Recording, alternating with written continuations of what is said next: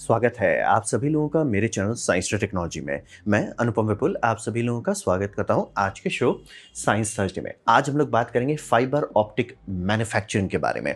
तो आइए इसे समझते हैं। तो एक थोड़ा सा रफ आइडिया ले लेते हैं कि फाइबर ऑप्टिक इतना इंपॉर्टेंट क्यों है। क्योंकि हम लोग बात कर रहे हैं सिग्नल का। कॉपर जो है बल्ले बल्ले है एनर्जी ले जाने के लिए, मतलब आपको यूएसबी पावर चार्जिंग करना है, कॉपर से बेटर कुछ नहीं है। बिजली ट्रांसमिशन करना है, सोलर फार्म लगाना है, ये सब में कॉपर के सिवा कुछ और यूज़ नहीं कर सकते। लेकिन जैसे आप डेटा का ट्रांसमिशन का बात करते हैं तो फिजिक्स का लिमिटेशन बैंड बजा देता है। जैसे कि प्रोपगेशन डिले, यानी कि अगर आपका तार छोटा दूरी का, जैसे मान लीजिए ये मॉनिटर है और यहाँ पे मेरा कंप्यूटर है, इस दोनों के बीच में थोड़ी सी ही दूरी है, आराम से काम कर जाए। लेकिन यही दूरी अगर हम बढ़ा दें कि ठीक है 100 किलोमीटर दूर है या समुंदर पार 3000 किलोमीटर दूर है, तब ये जो डिले है ये बहुत बढ़ जाता है। छोटे दूरी पे उतना फ़र्क नहीं पड़ता, लेकिन अगर आप नेटवर्क चला रहे हैं, टेली कम्युनिकेशन चला रहे हैं, वो ब्रूटल हो जाता है और जितना किलोमीटर बढ़ाएंगे गैप उतना बढ़ते चला जाता है। ठीक है। और रहा बात की वो फिजिक्स का है, उसको आप छेड़ नहीं सकते। वो लाइट स्पीड सबसे फास्टेस्ट है, उससे नीचे ही सारा चीज़ चलता है। फिर आया आपका कॉपर में इलेक्ट्रॉन फ्लो करता है। ठीक है, वही सिग्नल आप भेज रहे हो, जब भी कुछ जा रहा है तो उसमें हो क्या रहा है, इलेक्ट्रॉन जा रहा है। प्रॉब्लम है कि इलेक्ट्रॉन अपना मैग्नेटिक फील्ड बनाता है, यानी कि कॉपर का तार है उसके अगल बगल में सिग्नल बनते जा रहा है, जिसे हम लोग मैग्नेटिक फील्ड कहते हैं, जो आप लोग ऐसे right hand left hand rule के तौर पर पढ़े होंगे। तो अब दिक्कत यह है कि ये बात करने लगता है, ये फील्ड है। जैसे आप लोग जब भी ध्यान देते होंगे कि ईथरनेट का तार है तो उसमें पेयर में तार रहते हैं और एक दूसरे के साथ लपेटा जाता है। ऐसा क्यों है? वो बात वही है कि तार बात करता है। तो कॉपर का जैसे तार है तो एक में पॉजिटिव वेव फॉर्म डाला जाएगा, दूसरे में उसका इन्वर्ट नेगेटिव डाला जाएगा, और तब करेंगे। तो ऐसा क्यों करते हैं? क्योंकि तार सुनता भी है, बात करता है तो सुनता भी है। मतलब बाहर कोई नॉइज़ है, ठीक है, जैसे कोई ट्रांसफार्मर हो, माइक्रोवेव हो, कोई भी इलेक्ट्रिकल नॉइजी सोर्स है, उसका नॉइज तार में आ जाएगा। तो जब आप उसको रिसीवर में रिसीव करेंगे, वो दोनों को ये करेंगे, क्या बोलते हैं, फ्लिप करेंगे, सिग्नल फ्लिप करेंगे, नॉइज रिजेक्ट हो जाएगा। इसीलिए डेटा को पेयर में भेजते हैं। लेकिन अब आप समझ सकते हैं कि आपका अगर 8 तार है तो 8 सिग्नल नहीं भेज सकते, आप सिर्फ 4 सिग्नल भेज सकते हैं, तब जाके आप ये कर पाएंगे। इसीलिए आप लोग माइक्रोफोन का जैक देखते हो, उसमें 3 केबल होता है, एक पॉजिटिव होता है, एक इन्वर्ट होता है, एक ग्राउंड होता है। वो ज़रूरी है, उसको जो TRX केबल होता है उसमें डालना ही पड़ता है, नहीं तो मतलब तार बहुत लंबा है, उसमें सिग्नल इधर उधर का नॉइज आने लगेगा, आपको समझ भी नहीं आएगा माइक इतना ख़राब क्यों साउंड कर रहा है।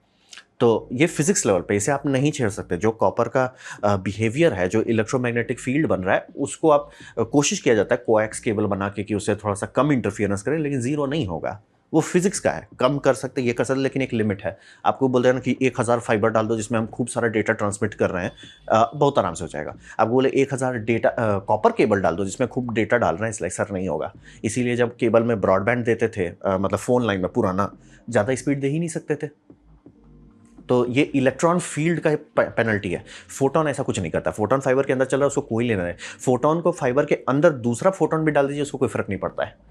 इसीलिए क्रॉस टॉक नहीं होता, यानी कि आप एक फाइबर लीजिए, उसके अंदर खूब सारा चैनल डाल दीजिए, बहुत सारा चैनल डाल दीजिए, दो अलग डायरेक्शन पे चैनल डाल दीजिए कि एक उधर से आ रहा है, एक मतलब एक रिसीव है, एक सेंड है, सेम फाइबर पे, उसको कोई फर्क नहीं पड़ता। फोटोन इलेक्ट्रॉन जैसा नहीं है, लड़ाई झगड़ा नहीं करता, बहुत शांत बच्चा है, आर पार चला जाता है एक दूसरे के, कोई टेंशन नहीं है। मतलब कि इसीलिए फंडामेंटली फिजिक्स लेवल पे फाइबर पे ही सिग्नल आपको भेजना होता है, फिजिक्स वाला नहीं करता। दूसरा, जैसे कि आप सिग्नल देखते हैं तो सिग्नल जो होता है उसमें एक आई डायग्राम होता है, जैसे कि ये HDMI चल रहा है, या हाँ ये तो HDMI चल रहा है, इसको अगर सिग्नल देखेंगे तो आपको स्क्वायर वेव नहीं दिखेगा। फिजिक्स कहता है कि स्क्वायर है, आप चाहते हो स्क्वायर है, लेकिन रियल लाइफ में वो स्क्वायर नहीं बनेगा। और जब तक आपका सिग्नल आएगा तो वो ऐसे आई डायग्राम बन जाएगा। बहुत लंबा कॉपर पे डालेंगे, वो आई प्लस नॉइज हो जाएगा, तो वो कचरा बन जाता है। इसीलिए बहुत लंबा लंबा HDMI केबल बहुत ज़्यादा महंगा आता है और फाइबर पे करना पड़ता है, नहीं तो आप भेज ही नहीं सकते, सिग्नल जाएगा ही नहीं। फिजिक्स ही नहीं बोले, जो इलेक्ट्रॉन का बात है कि वो बात करने लगेगा, वो पेनल्टी भी है कि वो सुनने भी लगता है। तो सिग्नल के लिए कॉपर अच्छा नहीं है, बिजली के लिए बल्ले बल्ले। सिग्नल के लिए फिजिक्स ही मना कर देता है, आपको इलेक्ट्रॉन में रहना ही नहीं, आपको फोटोन में आना है। क्यों? फोटोन सुशील बच्चा है, खूब सारा रंग बिरंगा डाल दीजिए, कोई टेंशन नहीं है। आर पर अलग डायरेक्शन में डालिए, कोई फर्क नहीं पड़ा कि फाइबर के बाहर क्या हो रहा है। और बाय द वे ये इंटरफियरेंस भी ना था, जैसे फाइबर है, आप उसमें एक्सरे डाल दीजिए, कुछ नहीं होगा। जब तक आप फाइबर काटते नहीं है, उसका कुछ नहीं होने वाला है। तो अब बात करते हैं बनता कैसे, कंस्ट्रक्शन क्या है। तो इसमें फिजिक्स जो है वो है टोटल इंटरनल रिफ्लेक्शन का, यानी कि लाइट आप ऐसा एंगल में डाल रहे हैं कि वो टोटल इंटरनल रिफ्लेक्शन हो रहा है। और कोर जो है यानी कि जहाँ पे डेटा है वो स्लो पॉइंट है, यानी कि हवा जैसे आप देख रहे हैं हवा में लाइट ज़्यादा तेज चलता है, ग्लास के अंदर स्लो होता है, तभी जो इंटरनल रिफ्लेक्शन होता है वो वही है, रेशियो है स्पीड का। मतलब लाइट फुल स्पीड पे है तो उसे जीरो कहेंगे, और उसके बाद आप बढ़ाते चले जाइए, जीरो हो गया वैक्यूम, मतलब कि वो उसका वन वन मान लीजिए, जैसे इक्वल टू mc² में c है वैसे ही वो फुल स्पीड हो गया। तो वो आप टोटल इंटरनल रिफ्लेक्शन करके ये कर लेते हैं। तो कोर ऐसे मटेरियल से बनाया जाता है इसमें लाइट थोड़ा स्लो हो, और उसकी क्लैडिंग जो है, जैसे कि कोर हो गया, कोर के बगल में जो क्लैडिंग डाली जाती है, क्लैडिंग ऐसी होती है जो हाई स्पीड हो, तभी आपको लेयर बनता है। क्योंकि समझना बहुत जरूरी, लाइट रिएक्ट नहीं करता किसी चीज़ से। जैसे मान लिया आप ग्लास है तो आप सोच रहे हो कि ग्लास में जा रहा है, लेंस आपको देख रहे हो, लेंस में ऐसे बेंड हो रहा है, नहीं, लेंस में नहीं बेंड हो रहा है, जो एयर टू ग्लास सरफेस है वहां पे बेंडिंग हो रही है। फिर जब दोबारा निकल रहा है तो ग्लास टू एयर है, वहां पे बेंडिंग होता है। मतलब जो इंटरफेस है, इंटरफेस जो आप लोग देखते हैं ना, पेंसिल डाले पानी का जहां बाउंड्री है वहीं क्यों बेंड हो रहा है, कर्व क्यों नहीं होता है, कर्व नहीं हो सकता है। लाइट एक बार किसी के अंदर घुस गया वो सीधा पाथ पे ही चलेगा। तो आपको उसको कर्व नहीं कराना है, आपको उसको रिफ्लेक्ट करना है। रिफ्लेक्ट करने के लिए आपको बाउंड्री बनाना है। बाउंड्री कैसे बना रहे हैं, एक स्लो स्पीड मटेरियल है, एक हाई स्पीड मटेरियल है, फोटॉन स्टोइंग कर जाता है। हाँ, उसका एक एंगल है, ऐसा नहीं किसी भी एंगल पे डालिए और ऑब्वियसली आर पार चला जाएगा, लेकिन सही एंगल पे डालिए तो टोटल इंटरनल रिफ्लेक्शन हो जाता है। तो ये करने के लिए हम लोग उसी को फाइबर ऑप्टिक का काम वही है कि उसके अंदर टोटल इंटरनल रिफ्लेक्शन होता है। और इसको हम लोग दो तरीके से बनाए, पहले बनाया गया था आपका multi mode fibre. Multi mode का मतलब होता है मोटा, उससे ज़्यादा मत मानिए, मल्टी मतलब मोटा, आगे बढ़ जाइए। उसका मतलब होता है कि सिग्नल जो आप भेज रहे हैं, पल्स ट्विंग ट्विंग ट्विंग करके पल्स भेज रहे हैं, एक्चुअली जो लाइट के पल्स हैं वो पल्स रिफ्लेक्ट कर सकता है। अब दिक्कत ये होता है कि मान लीजिए फाइबर लंबा है, ठीक है, जैसे मान लीजिए 100 किलोमीटर का है या 3000 किलोमीटर का है, उसमें जो आप पल्स भेज रहे हैं रिफ्लेक्शन से उसकी दूरी बदल जा रही है। 3000 किलोमीटर का फाइबर है लेकिन रिफ्लेक्शन कर करके वो मान लीजिए 4000 किलोमीटर हो जा रहा है, वो बड़ी बात नहीं है, आराम से हो जाता है। लेकिन कोई हो सकता है 4003 किलोमीटर बड़ा हो गया किसी के लिए, एक जगह एक्स्ट्रा रिफ्लेक्शन मार गया कोई, क्योंकि पाइप मोटा था तो रिफ्लेक्शन कहाँ से कहीं से भी हो सकता है। इसको कहते हैं कि टाइम, जो सिग्नल का टाइम होता है वो लुचपुच हो जाता है। यानी कि आप क्रिस्प सिग्नल चाह रहे हैं लेकिन सिग्नल एक दूसरे ओवरलैप हो रहा है, क्योंकि सर पल्स, एक पल्स पहले आ जा रहा है, दूसरा मतलब पल्स इस केस में होगा, पल्स के अंदर जो फोटोन है, जैसे एक पल्स भेजे, एक पल्स के अंदर आपने 10,000 फोटोन भेजे, 10,000 फोटोन में से कुछ थोड़ा आगे आ गया, कुछ थोड़ा पहले आ गया, ये हो गया मल्टी मोड। गाड़ी हम लोग यहीं से खोले थे कि कोर उतना मतलब मोटा ही बनता था शुरू शुरू में, तो वहीं से कर लिया। ये छोटी दूरी के लिए कोई बड़ी बात नहीं, जैसे मान लिया आपका एक सर्वर रैक का बात करें उतना फर्क नहीं पड़ेगा। लेकिन अगर आप किलोमीटर्स में बात करें तो ये बैंड बजा देगा। सिग्नल आपका डेटा स्पीड कम रखना पड़ेगा ताकि पल्स के बीच में आपको गैप ज़्यादा देना होगा, नहीं तो सिग्नल नहीं जाएगा। मतलब जाएगा लेकिन दूसरा रिसीवर जो है वो समझ नहीं पाएगा कि भेज क्या रहे हो, कन्फ्यूजन होगा उसको।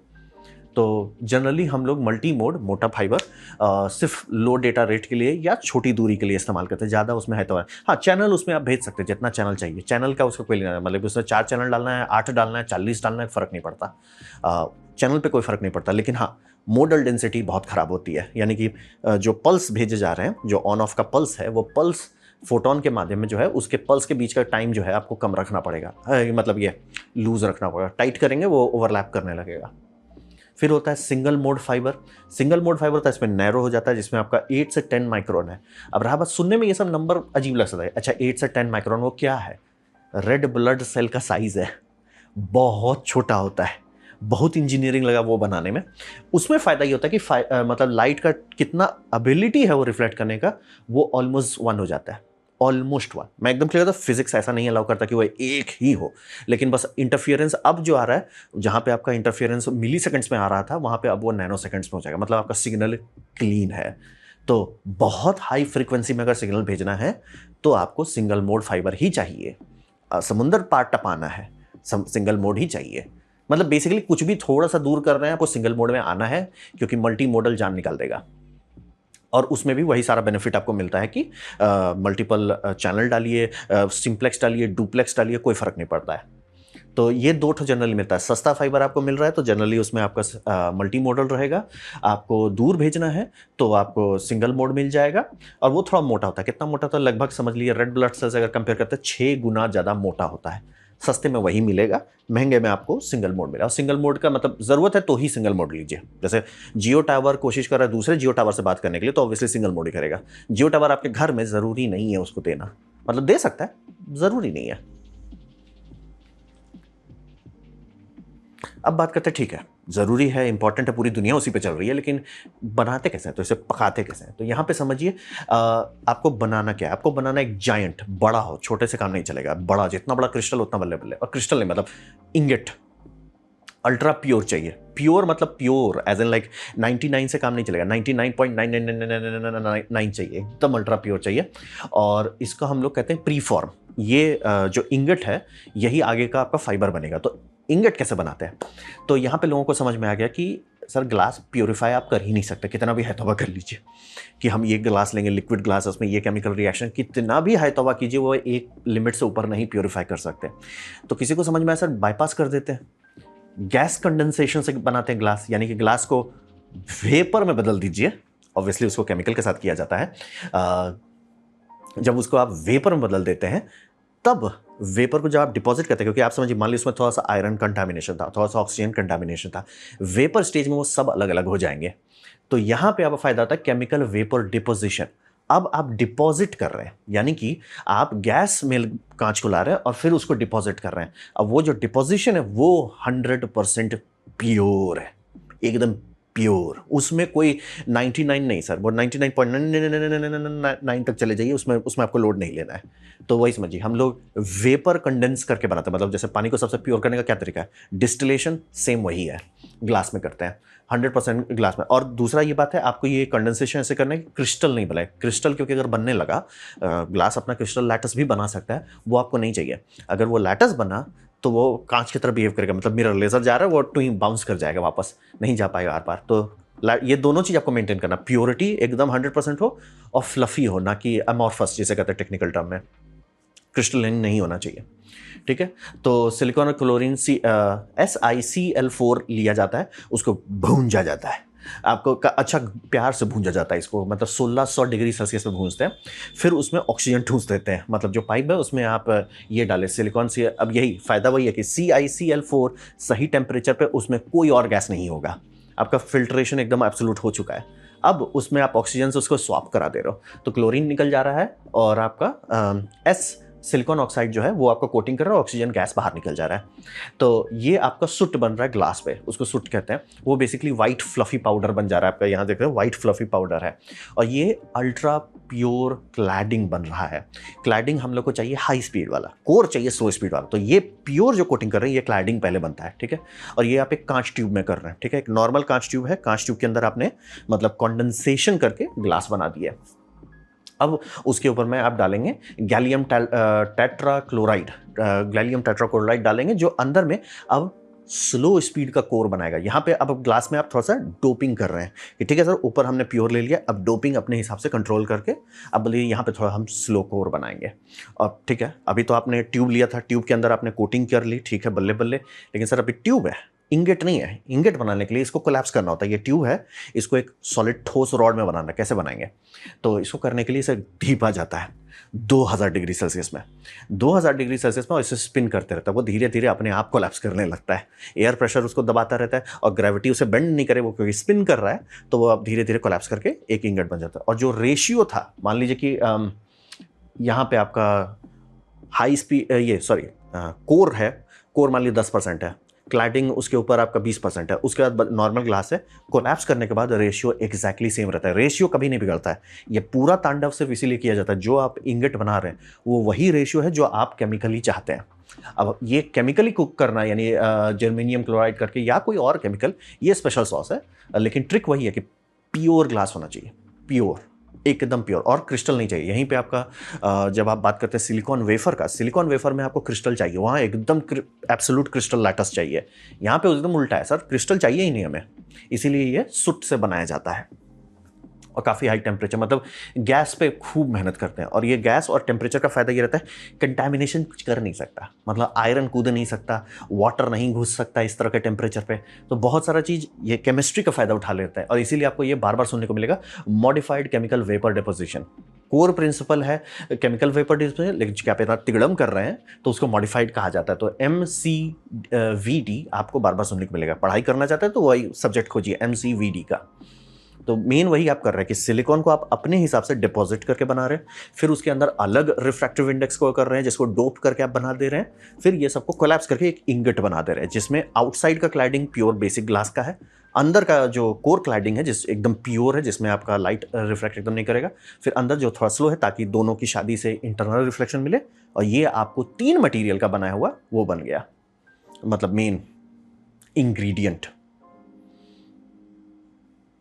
अब बात करते हैं वो आधा काम है, वहां तक आपने कई अरबों लगा दी हैं, अब आते हैं खरबों लगाने वाला बात में, ड्राइंग करना। इसको हम लोग करने के लिए करते हैं सबसेप्टर बेस्ड इंडक्शन फर्नेस। अब रहा बात कि ये सब फर्नेस जो होता है आपको चाहिए 2000 डिग्री सेल्सियस। दिक्कत यह है कि वो टेम्परेचर बहुत मुश्किल है, तो इंडक्शन से लाते हैं। अब आपके दिमाग में रेड बत्ती जल जाना है, सर इंडक्शन और इंसुलेटर की शादी तो होती नहीं है, कैसे आप पिघलाओगे? तो ट्रिक यह है कि इंडक्शन जो है वो सबसेटर को गर्म करता है। सबसेटर होता है या तो ग्राफाइट या जर्कोनिया। अब रहा बात ऐसा क्यों कर रहे हैं, इतना लंबा रास्ता से क्यों आ रहे हैं? बात है कि आप सोचोगे कि एंड में जब ये ग्राफाइट या जर्कोनिया गर्म होगा वो क्या है, वो रेडिएटिव बॉडी की तरफ गर्मी डंप करेगा। ये जो आपका देख रहे हैं जो मेन फर्नेस है वहाँ पे आपका ये जो स्लीव है वो स्लीव धीपेगा, वो स्लीव अब आपका पूरा इंफ्रारेड फोटोन से देगा। तो रहा बात की डायरेक्ट इंफ्रारेड लैंप से क्यों नहीं कर देते? टेम्परेचर में नहीं हैंडल हो पाएगा। कोई भी इंफ्रारेड लैंप आप लेते हैं उसको बोलते हैं कि भैया हमको 2000 डिग्री सेल्सियस से ऊपर रखो, और भी 24/7 इंडस्ट्रियल प्रोसेस है, बंद नहीं होता है, जान निकल जाएगा। मतलब भरोसेमंद नहीं कर सकते। तो हिसाब ये इंडक्शन ज़्यादा भरोसेमंद है। दूसरा ये जो ग्राफाइट है ये बड़ा ब्लॉक बनाया जाता है। बड़ा ब्लॉक बनाने का फ़ायदा होता है कि वो खुद ही एक थर्मल इनर्शिया रखता है। मान लीजिए कुछ सेकंड के लिए आपका मान लीजिए 2 ठो इंडक्शन का पावर सोर्स था, 1 ठो ऑफ हो गया, थोड़ा मिली सेकंड के लिए स्लो हुआ, आपका ये ग्राफाइट है या जर्कोनिया है ये बफर के तौर पे काम करेगा। वो थोड़ा सा जो अनइवननेस है उसको स्मूथ आउट कर देगा। ऐसे ही करके वही फायदा होता है। इंडक्शन से आप इसको ग्राफाइट या जर्कोनिया को गर्म करते हैं, वो सन जैसा गर्म हो जाता है और उसके अंदर रेडिएटिवली आप टेम्परेचर कंट्रोल कर सकते हैं। जब भी आपको कुछ ऐसा चीज़ को मैनेज करना जो कंडक्टिव नहीं है या बहुत ज़्यादा टेम्परेचर मांग रहा है, यही ऑप्शन करते हैं। ग्राफाइट बहुत अच्छा है, बस प्रॉब्लम है कि वो ग्राफाइट है। ग्राफाइट मतलब 2000 डिग्री सेल्सियस बोले भैया हम तो स्टार्ट होते हैं, बस आपको ऑक्सीजन नहीं रखना है 2000 डिग्री सेल्सियस का, क्योंकि ग्राफाइट क्या है, कार्बन। कार्बन क्या होता है 2000 डिग्री पर जल जाता है। तो आपको वहाँ इनर्ट एनवायरनमेंट रखना है, या तो नाइट्रोजन फ्लड करते रहिए या आर्गन फ्लड करते रहिए, वो एक समस्या बन जाता है। तो कई बार जर्कोनिया यूज़ करते हैं। तो जर्कोनिया में क्या प्रॉब्लम है, वो कंडक्टर नहीं है। जर्कोनिया में नेगेटिव कोएफिशिएंट होता है, यानी आपको उसको भूंजना पड़ता है लगभग 1000 डिग्री सेल्सियस से ऊपर, तब जाके वो कंडक्ट करता है, तब जाके वो आपका मैग्नेटिक फील्ड के साथ रिएक्ट करता है। तो उसको प्री हीट करना पड़ता है। लेकिन फ़ायदा वो खुला हवा में आप रख सकते हैं, वो ऑक्सीडाइज नहीं करे, सिरामिक है। और इसलिए वो बोलता है थारा भाई संभाल लेगा, उसको ऑक्सीजन जा थारा भाई संभाल लेगा, लोड मत लो। तो अगर आपका स्टका है तो आप जर्कोनियम लेंगे, लेकिन हाँ वो ये क्या बोलते हैं, फर्नेस महंगा हो जाएगा। और उसके बाद आप इंगट जैसे गर्म करेंगे, जो ये देखिए ना, ये इंगट लाया जा रहा है, आप धीप रहे हैं इसको, धीरे धीरे क्या होगा, ये पानी का एक लिक्विड जैसा बूंद जैसा बन के निकलने लगेगा। इसको जब ये वाइट हॉट हो जाता है, 2000 से आसपास में आप कोशिश कर रहे हैं हीट करने का, वाइट हॉट हो जाता है, तब वो एक तो ड्रॉपलेट के तौर पर निकलता है। ये ड्रॉप जो बनेगा, वो ड्रॉप एक बंदा उसको मतलब पहले तो एक बड़ा सा इंगट बनता है, ये जो ड्रॉप निकल रहा है उसको तोड़ेगा, उसके बाद उसको नीचे ले जाएगा एकदम मशीन के नीचे, और वो आपका फाइनल काम स्टार्ट करेगा। अब रहा जो थ्रेड बन रहा है, वो नीचे पुली उसको पुल कर रहा है, तो पुली से टेंशन बना हुआ है, टेंशन के भरोसे उसका मोटा या पतला कंट्रोल करते हैं। एग्जैक्टली जैसे आपका 3D प्रिंटर का फिलामेंट कैसे बनता है, प्लास्टिक है वो निकल रहा है और उसका पुली उस पर लोड डाला हुआ है। लोड कम कर देने से ये हो जाएगा, पतला हो जाएगा, लोड बढ़ा ये मोटा हो जाएगा, और अगर लोड कम कर देते हैं मोटा हो जा रहा है, लोड बढ़ा दे रहे हैं पतला हो जा रहा है। तो ये आपको कंट्रोल मिलता है। और यहाँ पे बात करें टोटल 3 चीज़ आपका आया है, कोर है, ग्लास है। ग्लास कुछ केसेस में पूरा पिछले बैच का मेन ग्लास भी यूज़ हो सकता है, तो फ़र्क नहीं पड़ेगा। तो 125 माइक्रोन का वो होता है, और ये थ्रेड के साथ खूब बढ़िया सा लेज़र फीडबैक रहता है। जहाँ पे आप इंगट पिघला रहे हैं, बहुत बढ़िया वहाँ पे लेज़र एकदम टन रहा है, फर्नेस के बाद लेज़र माइक्रोमीटर एकदम नाप रहा है। और लेज़र किसको कंट्रोल करेगा, लेज़र कंट्रोल करेगा आपका स्पूल को। स्पूल देखेगा भैया आपका मोटा होते जा रहा है, यानी टेंशन नहीं है, स्पूल बढ़ाओ टेंशन। और ये बहुत बहुत प्रिसाइज होता है, यानी कि 1 सेकंड में 1000 बार फीडबैक चलता रहता है। मतलब वो एकदम टाइट, एकदम मेंटेन किया जा रहा है उसको, तब करते हैं। और कहीं पे भी छू नहीं रहे बाय द वे। एक बार जब आपने एक बार जब आया वो फाइनल स्पूल पे छूता है, उसके बीच में ये पूरा प्रोसेस में कहीं छूना नहीं है आपको। तो एक बार जब आपका निकल गया, जो टेल था, टेल कट कर दिया जाएगा। तेल जब आपका पूरा निकल गया तो लेज़र माइक्रोमीटर बना रहा है, फिर उसको ठंडा करना है। ठंडा करने के लिए दिक्कत ये होता है कि आप इतना स्पीड में ये सब आजकल बनता है, पागल जैसा स्पीड में, 100 मीटर पर सेकंड से ज़्यादा। कैलकुलेट कीजिए किलोमीटर पर सेकंड में कितना है, पागल जैसा स्पीड में ये सब स्पूल चलता है आजकल।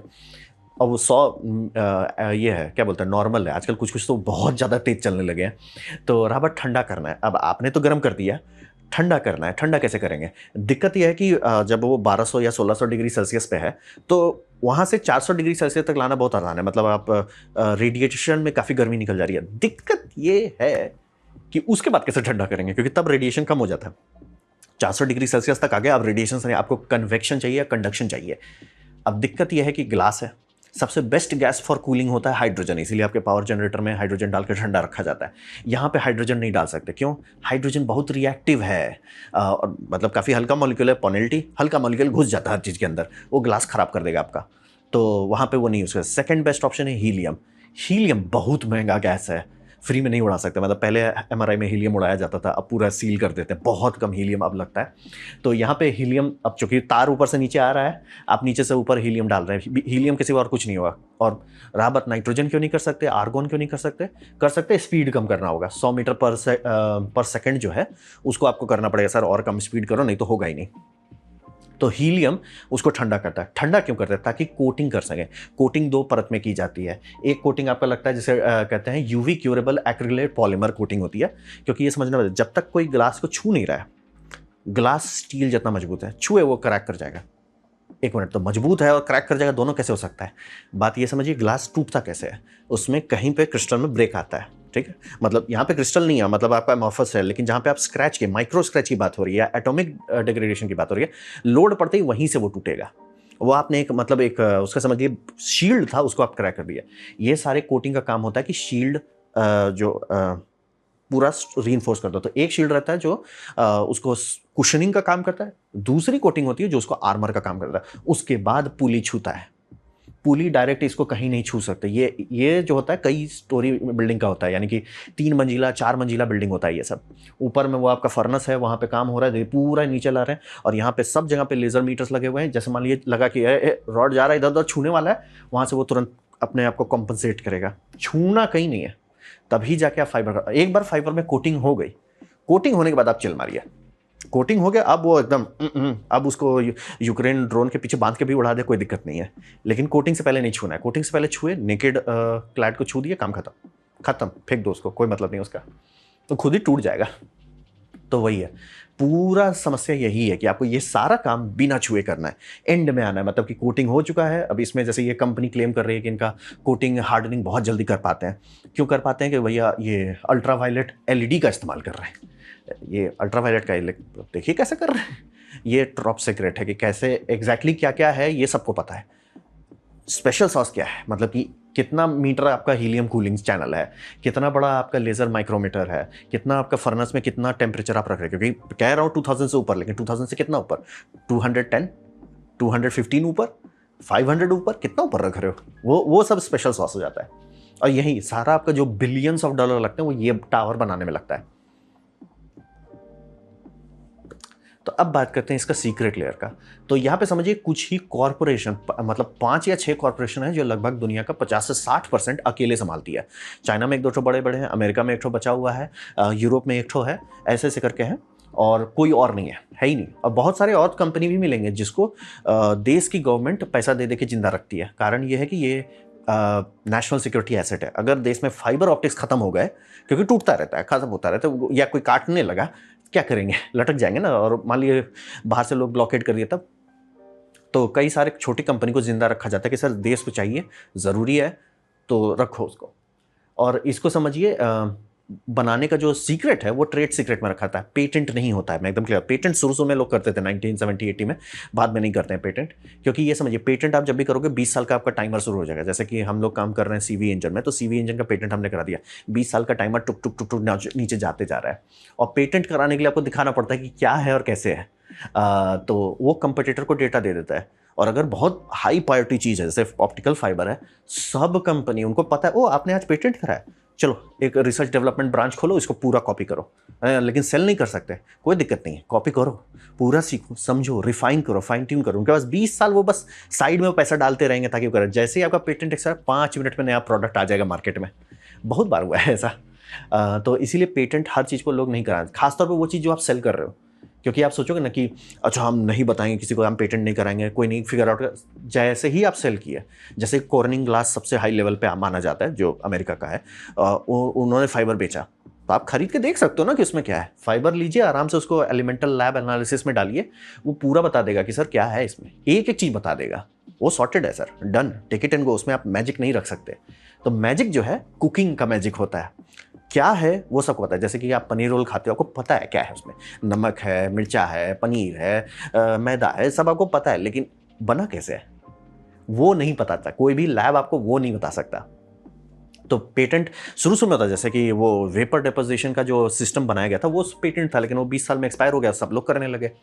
तो वही है, इंग्रेडिएंट आपको दिख जाएगा। जैसे बोलते हैं ना कि फूड का इंग्रेडिएंट्स आप जान सकते हैं कि आप केक खा रहे हैं, आपको पता है कि केक में क्या इंग्रेडिएंट्स है, लैब में डाल के निकाल सकते हैं क्या क्या इंग्रेडिएंट्स है। कैसे पकाया गया है वो स्पेशल सॉस है, वो आप रिवर्स इंजीनियर तुक्का मार के कर सकते हैं, लेकिन डायरेक्ट नहीं कर सकते, साइंटिफिकली नहीं कर सकते। तो सारी कंपनी कैसे कुक कर रहे हैं, जैसे मान लीजिए मैंने आपको बताया कि 100 मीटर पर सेकंड का है, वो रफ एवरेज है। क्या पता कुछ कंपनी बहुत स्लो चला रही हो कि देखो भैया हीलियम का सप्लाई, देश के लिए लड़ाई झगड़ा होता है उसमें, हीलियम पर बहुत महंगा पड़ रहा है, नाइट्रोजन से कर दो, धीरे ही चलाओ। क्या पता कंपनी ये कर रही हो कि अरे तो इनका सप्लाई इतना हाई कैसे है, 25-26 तो बना के रख दिए होंगे बिल्डिंग टावर कि ठीक है स्लो कर रहे हैं ना तो पैरालाइज कर दो। या कुछ और उल्टा हुआ कि सर हमने तो फिगर आउट कर लिया है सर, हम लिक्विड नाइट्रोजन से कंडक्टिव पैनल बना रहे हैं और उसमें मान लीजिए वो कार्बन नैनो फ्लोरोसिट का इस्तेमाल कर रहे हैं सर, बहुत ठंडा कर ले रहे हैं, मतलब 200 डिग्री सेल्सियस तक ठंडा कर दे रहे हैं, उसके बाद नाइट्रोजन संभाल लेता है उतना स्पीड के साथ भी। वो नहीं बताएंगे कैसे कर रहे हैं, और आपको कुछ नहीं दिखेगा फाइनल फाइबर में, आपको कुछ नहीं पता चले कैसे ठंडा किया गया है, कोटिंग की है, कोटिंग आप कैसे उसको कोटिंग को हार्डन की है, normal UV lamp, plasma arc lamp था कि उसमें आपका एलईडी था कि उसमें लेजर था, उससे कुछ नहीं आपको पता चलेगा। है ये पता चल जाएगा, कैसे है ये नहीं पता चलेगा। तो इस पे खूब मतलब कि टॉप सीक्रेट है, मतलब बिल्डिंग के अंदर आपको ऐसे जाके कैमरा डालने नहीं देगा कोई, परत दर परत। और जितने भी वीडियोस हैं, डिस्कवरी चैनल भी वीडियो बनाया और उसमें एक तो लिखा था कि मैं काम करता हूँ भाई फाइबर ऑप्टिक, ये सारा आदम जमाने का है, मतलब 1980 में जो शुरू में पेटेंट आया था वो वाला टेक्नोलॉजी दिखा रहे हैं, वैसे बनता नहीं है। बात वही समझिए, मतलब जो सॉस है, सॉस जो है वो पेटेंट है, तभी 5-6 कंपनी वाला, और बहुत पैसा लगता है। बोले ना 5-6 मंजिला बिल्डिंग है, क्यों भैया, एक वो धागा खींच रहे हैं और धागा छूना नहीं चाहिए। और सोचिए 5-6 मंजिला बिल्डिंग बना दिया, अब हवा उसको हिलाए नहीं, भूकंप उसको हिलाए नहीं है। ये मतलब जितना कॉम्प्लेक्स आपका सेमीकंडक्टर मैन्युफैक्चरिंग है, ऑलमोस्ट उसी लेवल पे है। और रशिया यूक्रेन वार में ये सब जब से चालू हो गया, धड़धड़ा के दाम भाग गया है, 200 से 400% दाम भाग गया है फाइबर ऑप्टिक्स का। और बड़ी बड़ी कंपनी अब सीधे बल्क ऑर्डर कर दे रही है, जैसे मेटा है, अमेजॉन है, माइक्रोसॉफ्ट है, ये सब बल्क ऑर्डर कर दे रहे हैं कि सर हमारा फाइबर खत्म हो जाएगा, हम तो डेटा सेंटर अब बना रहे हैं, चिप्स आ रहे हैं, पता चला फाइबर नहीं है कनेक्ट करने के लिए। तो ये, और ये बहुत डरावना बात है कि मतलब कुछ कुछ जगह का दिखाया जा रहा है यूक्रेन में, जहाँ पे खूब लोग दोनों साइड वो फाइबर ऑप्टिक यूज़ के पूरा एकदम जाली बन गया। और बाय द वे ये हार्ड है, मैंने बोला एक बार कोटिंग हो जाता है तो वो पत्थर जैसा स्ट्रांग है। सीधे सीधे आप सोचो ना, अरे हम काट देंगे, इसलिए 2-3 बार काटने के बाद आपका कैंची डल हो जाएगा, 25-26 बार काटने के बाद जो बोल्ट कटर है वो इस्तेमाल करना पड़ेगा, नहीं तो उसका धार ही खत्म हो जाएगा। तो और इसीलिए वो आप देखते हैं इतना पतला क्यों है, क्योंकि क्लैडिंग ही है बस उसमें, और कुछ नहीं है। और इससे आप चाहें तो ऐसा आर्मर बना सकते हैं जो दी बेस्ट हो जाए। तो जैसे अंडर सी फाइबर केबल होता है, तो फाइबर को कौन संभालता है, आप बाहर का देखते हैं ना कि इसमें स्टील है, ये है, सर फाइबर को कौन सपोर्ट कर रहा है, तो ये सब फाइबर रहता है उसमें, जो मतलब एज ए स्ट्रक्चरल सपोर्ट रहता है, बस महंगा बहुत होता है। क्योंकि समझिए आप सोचें ना, ग्लास बनाना ऑब्वियसली वो कॉम्प्लेक्स है, लेकिन मैनेज हो जाएगा, इंडस्ट्रियल प्रोसेस है, मैनेज हो जाएगा। और चूंकि वो हॉरिजॉन्टल है, वर्टिकल नहीं है, बहुत आराम से आप उसे मास प्रोड्यूस कर सकते हैं। कंपनी जनरली उसको मास प्रोड्यूस करके रखा रहता है। ड्राइंग टावर्स जो हैं वो एक्सपेंसिव है, वो बहुत स्पेशल सॉस है, और ऊपर से फचांग वाला चीज़ है। बुर्ज खलीफा में बनाना चाहिए सर, एकदम लंबा है 100 किलोमीटर, लेकिन बिल्डिंग ही हिलता है इतना, कैसे मैनेज होगा। तो वहीं सीक्रेट सॉस वहीं है। इसीलिए आप सारा पीरियोडिक टेबल देख सकते हो, केमिस्ट्री क्या यूज हुआ देख सकते, कैसे यूज हुआ है वो नहीं देख सकते।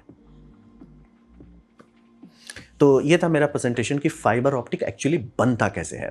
उम्मीद करता हूँ आपको अच्छा लगा, कुछ सीखने वाला, कुछ समझ में आया। अगर ऐसा है लाइक कर दे, दोस्तों शेयर कर दे, उससे मेरा काफ़ी भला होगा। एंजॉय किए हैं तो हाइप कर दीजिए, नहीं अच्छा लगा, नहीं पसंद आया, कोई बात नहीं, आप डिसलाइक दबा सकते हैं। मैं कहूँगा डिसलाइक 2 बार दबाएं, उससे मुझे पता चलेगा कितना ना पसंद हुआ है।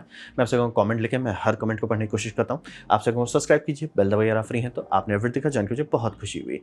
धन्यवाद।